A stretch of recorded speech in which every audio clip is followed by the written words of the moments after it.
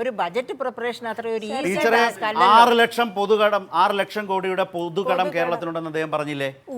അതുണ്ടോ? ഉണ്ട്. 6 ലക്ഷം ഉണ്ട്. ഇപ്പോഴും ഞാൻ പറയാം ധവളപത്രത്തിൽ എത്ര പറയുന്നത്? ധവളപത്രത്തിൽ എത്രയാ? എന്ത് പറഞ്ഞു എന്നുള്ളത് എങ്ങനെയാണ് ഈ സർക്കാരിന്റെ ഡോക്യുമെന്റ് അല്ലേ? അതെ, അത് സർക്കാർ എന്താ അതിൽ എത്ര ടീച്ചർ ഒന്ന് പറഞ്ഞാൽ പറയാം, കുഴപ്പമില്ല. അതായത് 6,04,000 കോടിയാണ്. ഈ ധവളപത്രത്തിലുള്ളതല്ല. യഥാർത്ഥത്തിൽ ചെയ്യാമോ? ടീച്ചർ പറഞ്ഞ ടീച്ചറോടുള്ള ബഹുമാനം കൊണ്ട് ഞാൻ ഒന്നും പരസ്യമായിട്ട് അങ്ങനെ ഡിസഗ്രി ചെയ്യാറില്ല. ഞാൻ കഴിഞ്ഞ ദിവസം പറഞ്ഞു, കേരളത്തിലെ പ്രശസ്തയായ ഒരു സാമ്പത്തിക ശാസ്ത്രജ്ഞയായ ടീച്ചർ നിരന്തരമായി 6 ലക്ഷം എന്ന് പറയുന്നുണ്ടായിരുന്നു. അവസാനം CAG അല്ല, തെറ്റ് പറയരുത്. CAG എന്ന് പറഞ്ഞില്ല, തെറ്റ് പറയരുത്. ഞാൻ പറയട്ടെ, ഇല്ല ഞാൻ പറഞ്ഞത് CAG ഒന്നും പറഞ്ഞില്ല. രണ്ട് തരത്തില 3.5 ലക്ഷം കോടി രൂപയാണ് നമ്മുടെ ശരിക്കും ഡെറ്റ് ഉള്ളത്, ബോറോയിങ്ങിലുള്ള ഡെറ്റ്.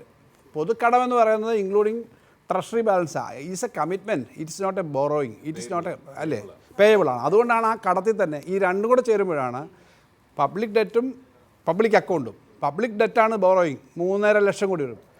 പബ്ലിക് അക്കൗണ്ട് എന്ന് പറയുമ്പോഴത്തേക്ക് ട്രഷറിയിൽ നിങ്ങളുടെയൊക്കെ PF മറ്റുമൊക്കെ കിടക്കുന്ന നിങ്ങളുടെ ഡെപ്പോസിറ്റ് അടക്കം വരുന്നതാണ്. അതുൾപ്പെടെ ഞങ്ങൾക്ക് കഴിഞ്ഞ പ്രാവശ്യം CAG കണക്ക് വന്നത് 4,88,000 കോടിയാണ്. CAG അക്സെപ്റ്റ് ചെയ്തത് നമ്മൾ പിന്നെ ബഡ്ജറ്റ് ഡോക്യുമെൻറ്റിലുള്ളത് 4,88,000. പക്ഷേ ഇപ്പോൾ ഇവർ വൈറ്റ് പേപ്പർ വെച്ചപ്പോൾ 5,07,000 എന്ന് വെച്ചു. 5,07,000 CAG കണക്കല്ല എടുത്തത്. അതിനകത്ത് എടുത്തത് ബഡ്ജറ്റ് പ്രപ്പോസലിൽ ഞാൻ പറയുന്നല്ലോ, ഞാൻ കഴിഞ്ഞ് അവതരിപ്പിച്ച ബഡ്ജറ്റ് പ്രപ്പോസൽ ഇത്രയും ബോറോയിങ് വരുമെന്നോട് ചേർത്താണ് എടുത്തത്. എന്നാലും 5,07,000 ഉള്ളൂ. അപ്പോൾ ഞാൻ ടീച്ചറുടെ പേര് പറഞ്ഞില്ല, ടീച്ചറാണ് ആദ്യം 6 ലക്ഷം പറഞ്ഞത്. പക്ഷേ 6 ലക്ഷം അല്ല. ഇനി രണ്ടാമത്തെ കാര്യം 1 ലക്ഷം കോടിയാണ് സർക്കാർ ജീവനക്കാർക്ക് കൊടുക്കാനുള്ളത് നിരന്തരമായി പറഞ്ഞുകൊണ്ടിരുന്നു.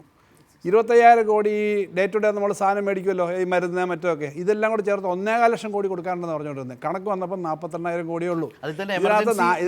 ഇതിനകത്ത് കണക്ക് വന്നത് 42,000-നകത്ത് 35,000 36,000 കോടിയാണ് DAയുടെയും DRന്റെ കുടിശ്ശിക. ഞാൻ കഴിഞ്ഞ ചർച്ചയിൽ ബഡ്ജറ്റ് ചർച്ചയിലൂടെ വന്നപ്പോൾ പറഞ്ഞു ഞങ്ങൾക്ക് DA DR കുടിശ്ശികയുണ്ട്, അത് മാത്രമേ കുടിശ്ശികയുള്ളൂ. മറ്റേതെന്ന് പറഞ്ഞാൽ ബിൽ ഡിസ്കൗണ്ടിങ്ങിലും 6 മാസം കഴിഞ്ഞ് കൊടുക്കുന്നത് മരുന്നിൻ്റെ ഇതൊക്കെ എപ്പോഴും റൊട്ടേറ്റ് ചെയ്യുന്ന പണമാണ്. അത് സാധാരണ ഒരു കടമെന്നുള്ള പരിധി വരുന്നതേ അല്ല. ഇതാണ് വസ്തുത.